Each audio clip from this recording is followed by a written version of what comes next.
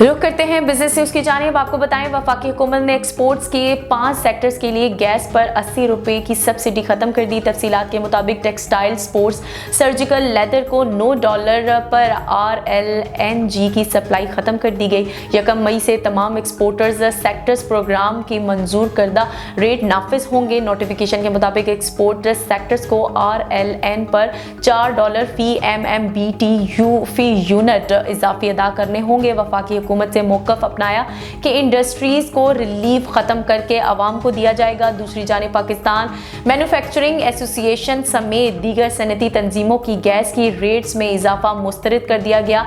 कहा कि गैस महंगी होने से इंडस्ट्री मजीद बहरान का शिकार होगी।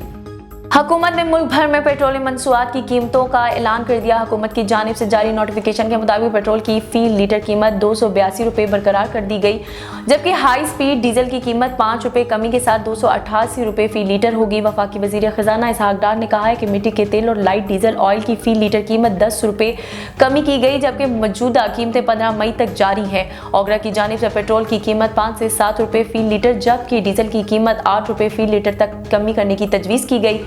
ओगरा ने दूसरी तजवीज़ देते हुए कहा कि बजट खसारा पूरा करने के लिए पेट्रोलियम मंसूरात की कीमतें बरकरार भी रखने की जा सकती हैं।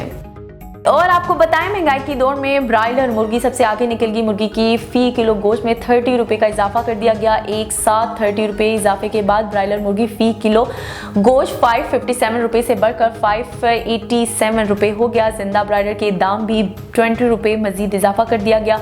जिंदा ब्रायलर होल सेल रेट में 363 रुपये से बढ़कर 383, जबकि चून से नर्ख 371 रुपये से बढ़कर 391 रुपये फ़ी किलो कर दी गई। दूसरी जानिब अंडों की कीमत 274 रुपये फ़ी दर्जन बरकरार कर दी गई, जबकि अंडों की बढ़ती हुई पेटी 8100 रुपये की हो गई। आम मार्केट में फ़ी किलो अंडे 22 रुपये से 24 रुपये के दरमियान फरोख्त हो रहे हैं।